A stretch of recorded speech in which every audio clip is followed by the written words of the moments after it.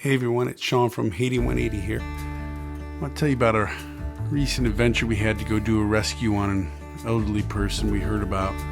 Heard there was this man stuck up in a hut way up in the mountains who's just been laying on his back, paralyzed on one side, not eating that much, and just kind of rotting away. So,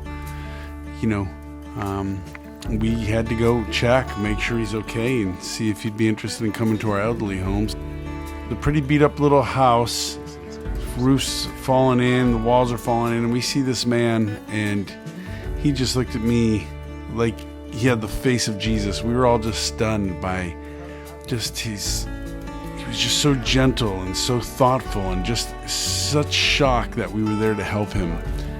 And we had to carry him out, and he hadn't bathed in a long time because he's paralyzed on one side. So we brought him outside, and the missionaries washed him, cleaned him, and we just had the sense of the holiness of this man, just his patience, waiting for help and still trusting in God. And I'll tell you, as we're washing his feet, his hair, there's just something powerful. He was transforming our hearts, I think, more than we were helping him. But his appetite, he was so ready to eat. And you have to be careful. You can't feed too much to somebody who hasn't eaten that much lately. But boy, he really wanted to dig in. He appreciated the protein and the spaghetti there that our cooks made for him. And he wanted to keep eating, but we couldn't let him because it would have made him sick. But he was so grateful. So we had to leave and come back because I asked him. I said, "Sir, would you like to come to a home that we have for the elderly?" Now, I have this whole spiel that I usually give, and the first thing I said is, "We can feed you," and he goes, "Let's go." It was so sweet. And I go, "Well, do you want to hear more about it?" He's like, "No, why are we waiting?" Now, we didn't have clothes for him, and we had to go find a bed for him, so we told him we'd be back the next morning. So we walked back down the hill again, and we found him. And he was so excited to come live at our house that he asked the neighbor to come with a razor blade and shave his hair and to give him a nice haircut and his beard so he'd look presentable. And we brought him these clothes here, the orange shorts and the gray t-shirt, and he was just so grateful. But now the tricky part. We've got to get this beautiful human being up a giant hill, and he's paralyzed on one side. So here are the missionaries. They grab him, and we've got to bring him outside. Joe, one of our workers, he brought down a lawn chair, and the plan is to put him on the lawn chair, and we're going to just carry him up that way.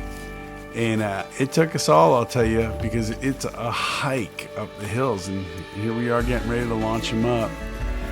And while carrying him, I just kept thinking, what is this guy thinking? Like, all of a sudden these people he doesn't know show up. We start carrying him up this hill, and he doesn't even know what the home looks like or anything, but you can tell that's just how desperate he was to get out of his situation. Finally, we got him in the car.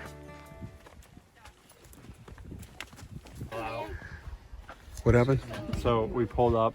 When I came up to the window, I was like, held his hand, and he just had a tear coming down, and it was like wet. It was beautiful. It really was beautiful. I think he's happy, which is awesome to see.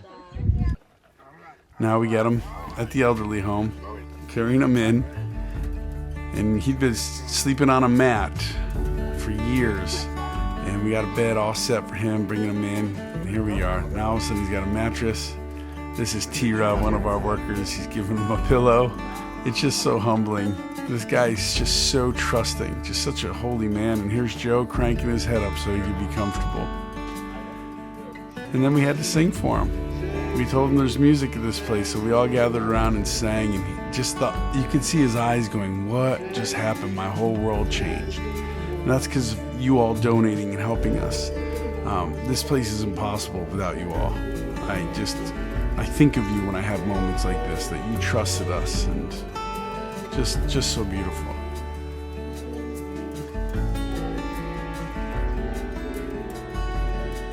Here's a cool thing. This was amazing. This is one of the guys at our elderly home now. He came in and saw Benice, and he goes, "I know him." They knew each other from when they were younger, so he's already got a buddy here. How cool is that?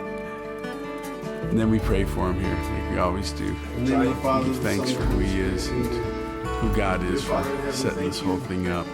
Bring our brother here. Merci papa parce que vous m'avez fait ça pour nous dire.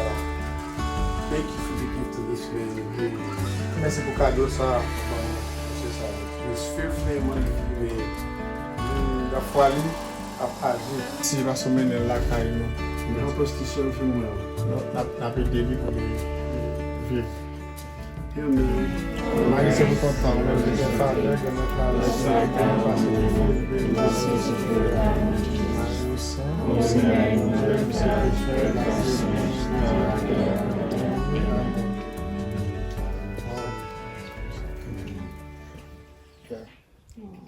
Good. he's Catholic. Alex, você é católico?